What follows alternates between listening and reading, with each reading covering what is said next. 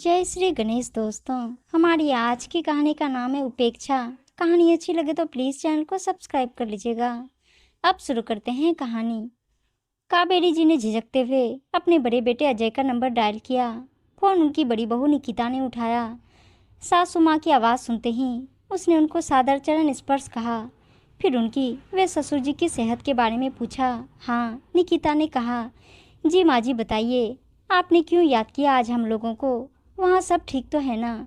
हाँ बहू, यहाँ सब ठीक है। क्या मैं अपनी बहू बेटे से बात नहीं कर सकती? तुम लोगों की बहुत याद आ रही थी। निकिता ने मन ही मन सोचा, जब उनके पास ही रहती थी तो जीना हराम कर रखा था, हर समय मद्रासन बोल बोल कर। परंतु मन की बात मन में ही दबाकर उसने कहा, ठीक है माँ जी, कहिए क्या आदेश है? मैं कह रही थी कि तुम वे अजय इतवार को घर आ जाओ, सबसे मिलना हो जाएगा। बहुत समय हो गया तुम लोगों को देखे हुए। जी माँ जी, शाम को अजय के ऑफिस से आने के बाद बात करके आने का प्रोग्राम बनाते हैं। राजा राम जी के 3 बेटे थे। सबसे बड़ा अजय, उससे छोटा विजय, वे सबसे छोटा नकुल। अजय पढ़ने लिखने में शुरू से ही मेधावी था। पढ़ाई करते समय स्कूल में कई बार उसे स्कॉलरशिप मिल चुकी थी। अपनी क्लास में वह हमेशा ही प्रथम आता। हालांकि राजा राम जी खुद अधिक पढ़े लिखे नहीं थे, बस एक किराने की दुकान चलाते थे। दुकान में सदैव अच्छी क्वालिटी का सामान रखते, वे उचित दामों पर बेचते। सबसे अधिक बात उनका मिलनसार स्वभाव का होना था, इसलिए उस इलाके में उनकी दुकान सबसे अधिक चलती थी। पूरे परिवार की गुजर बसर बहुत आराम से हो जाती थी। बड़े बेटे अजय को वे सदैव ही आगे पढ़ने के लिए प्रोत्साहित करते रहते। अजय ने भी समय की गति के अनुसार MBA पास करके किसी मल्टीनेशनल कंपनी में जॉब ले ली थी। विजय व नकुल का पढ़ाई लिखाई में मन अधिक नहीं था। बहुत जोर देने पर मुश्किल से इंटर पास कर पाए थे। राजा राम जी ने उन दोनों को बेकरी की दुकान करवा दी थी। अजय ने अपनी सहकर्मी निकिता को अपना लाइफ पार्टनर चुनने का विचार किया। निकिता साउथ इंडियन थी, स्वभाव से मिलनसार, घरेलू थी। जॉब करने में भी उसकी अधिक रुचि नहीं थी। जब घर में इस बात की चर्चा की तो कावेरी जी एकदम भड़क गई। बड़ी बहू, वह भी जाती है, ऐसा हरगिज नहीं होगा। अजय की शादी किसी अपनी जात बिरादरी की लड़की से ही करूंगी, न कि किसी मद्रासन से। राजा राम जी ने बहुत समझाया कि समय बहुत बदल चुका है, जाति बिरादरी में कुछ नहीं रखा, बस लड़की घर में मिलजुल कर रहने वाली होनी चाहिए। हमको अपने बच्चों की खुशी में ही अपनी खुशी ढूंढनी चाहिए ताकि वे खुश रह सकें। इधर अजय भी अपनी जिद पर अड़ा बैठा था कि शादी करेगा तो सिर्फ निकिता से। राजा राम जी ने समझाया कि विजय व नकुल की शादी तुम अपनी जाति बिरादरी में कर लेना, अभी अजय की पसंद को अपनी स्वीकृति दे दो। कावेरी जी ने ऊपरी मन से अजय को निकिता से शादी करने की अजय को स्वीकृति तो दे दी थी, लेकिन मन से वे निकिता को बड़ी बहू स्वीकार नहीं कर पाई। हालांकि निकिता बहुत समझदार व घर के कामों में कुशल थी। अपने मिलनसार स्वभाव से कुछ ही दिनों में उसने घर में सभी का दिल जीत लिया था, सिवाय कावेरी जी के। निकिता बहुत ही व्यवहार कुशल वे कुकिंग की शौकीन थी। वह नाश्ते में इडली डोसा वे बड़ा बनाकर सबको खिलाती। घर के सभी सदस्य उसके बनाए नाश्ते की तारीफ करते, सिवाय कावेरी जी के। वे सदैव ही कुछ न कुछ मीन मेक निकाल ही देती। कावेरी जी सदैव निकिता को अपने घर के रीति रिवाजों से अवगत कराती रहती, साथ ही निकिता को अपने खान पान के बड़प्पन की सेखी भी बघारती रहती। हमारे यहाँ खाने में जो वैरायटी है वह तुम मद्रासियों के खाने में कहाँ, जो स्वाद करारे आलू के पराठे में है वह इडली डोसा में कहाँ। निकिता मन ही मन सोचती कि रोज नाश्ते में आलू के पराठे खा के ही तो आपने डायबिटीज जैसी बीमारी को गले लगा लिया है।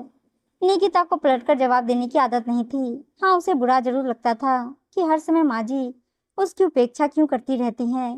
धीरे धीरे निकिता को इस सब की आदत हो गई थी, माँ जी की ऐसी बातें सुनने की। समयानुसार विजय व नकुल की शादी भी हो गई और उन दोनों की शादी माँ जी ने अपनी ही जाति बिरादरी की लड़कियों से की, जिनके नाम नैना व सुनैना थे। दोनों ही आधुनिक व मस्त स्वभाव की थी। देर रात तक टीवी देखना, फिर सुबह देर से उठना। शुरू शुरू में तो कावेरी जी ने सोचा कि अभी नई शादी हुई है, लेकिन जब शादी के 6 महीने बीतने पर भी उनके तौर तरीके नहीं बदले तो कावेरी जी ने उन दोनों को टोका कि घर के कामकाज में उनको निकिता की मदद करनी चाहिए। जिस पर उनका जवाब था कि माँ जी, निकिता भाभी कितना अच्छा टेस्टी नाश्ता वे खाना बनाती हैं, तो हमें क्या जरूरत है रसोई में सिर खपाने की। इतना ही नहीं, वे दोनों निकिता की भी दिल खोलकर तारीफ करती। अरे वाह भाभी, आपके हाथों में तो जादू है, आपके हाथों का डोसा खाकर तो हम लोग बाहर जाना ही भूल गए हैं। निकिता जानती थी कि वे दोनों काम न करने के बहाने ढूंढती है और इसी कारण उसकी तारीफ में कसीदे पड़ती है। निकिता यह सोचकर चुप्पी लगा जाती, क्योंकि उसे तो इस घर में अपने लिए जगह बनानी थी। वैसे तो निकिता अपने ससुराल में सबका दिल जीत चुकी थी, सिवाय अपनी सासू माँ के। कावेरी जी ने निकिता को बुरा भला कहने में कोई कसर नहीं छोड़ी थी। हालांकि निकिता अजय से कभी भी इस बात की चर्चा नहीं करती थी, लेकिन उसके चेहरे की उदासी सब कुछ कह देती थी। इसी कारण अजय ने अलग रहने का निश्चय कर लिया और कुछ दिनों में अपने अलग घर में शिफ्ट हो गए। उनके घर छोड़कर जाने से कावेरी जी बहुत खुश थी कि चलो इससे जान छूटी। निकिता व अजय के दूसरे घर में शिफ्ट होने पर घर की व्यवस्था चरमराने लगी। नैना व सुनैना को तो रसोई के कामों में रुचि न थी। वे दोनों तो अपने रूटीन में ही व्यस्त रहती। किटी पार्टी व सैर सपाटा करने से फुर्सत नहीं थी। मजबूर होकर कावेरी जी को ही जल्दी उठकर रसोई में जाकर सबके लिए नाश्ता व खाना बनाना पड़ता।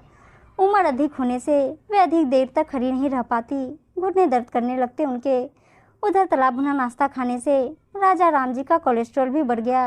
राजा राम जी को निकिता के हाथ के बनाए नाश्ते की याद आने लगी कि किस तरह निकिता अपनी सासू माँ की जली कटी सुनकर भी चुपचाप अपना काम करती रहती थी। कावेरी जी के सामने भी नैना सुनैना का असली रूप सामने आ चुका था कि वे दोनों कितनी कामचोर है। यही सब सोचकर उनके मन में आत्मग्लानि होने लगी कि उन्होंने तो निकिता को कभी बड़ी बहू क्या बहू भी नहीं माना, जबकि निकिता ने कावेरी जी का दिल जीतने में कोई कसर नहीं छोड़ी थी। कावेरी जी ने मन में ही सोचा कि आज मैं निकिता से अपने घर वापस आने के लिए कह देंगी कि बड़ी बहू, ये घर अब तुम्हारे बिना नहीं चल पा रहा, तुम वापस आ जाओ। अजय के ऑफिस से वापस आने के बाद उन लोगों ने इतवार को सबसे मिलने का प्रोग्राम बनाया। निकिता ने सुबह जल्दी उठकर सबके लिए इडली सांभर व बड़ा बना लिया, फिर पैक करके अपने घर चल दिए। साथ ही माँ को सूचित कर दिया कि माँ, हम लोग कल सुबह आ रहे हैं और सबके साथ मिलकर ही नाश्ता करेंगे। माँ तो निकिता व अजय के आने का सुनकर बहुत खुश थी। कावेरी जी ने आरती का थाल सजाया। जैसे ही घर की घंटी बजी, दरवाजा कावेरी जी ने ही खोला और बच्चों की आरती करने लगी। राजा राम जी ने पूछा कि ये सब क्या है, तो कावेरी जी ने कहा, मेरी बड़ी बहू आई है, सो उसकी आरती उतार रही हूँ। राजा राम जी भी आज बहुत खुश थे कि चलो देर आए दुरुस्त आए। आखिर कावेरी ने निकिता को बड़ी बहू का दर्जा तो दिया। फिर सबने मिलकर निकिता के लाए नाश्ते का आनंद लिया। सभी खुश होकर एक दूसरे से हंसी मजाक कर रहे थे और कावेरी जी मंत्रमुग्ध होकर अपने परिवार को निहार रही थी। उम्मीद है दोस्तों कहानी अच्छी लगी होगी, और अच्छी अच्छी कहानियाँ सुनने के लिए चैनल को सब्सक्राइब और वीडियो को लाइक शेयर जरूर कर दीजिएगा। धन्यवाद दोस्तों।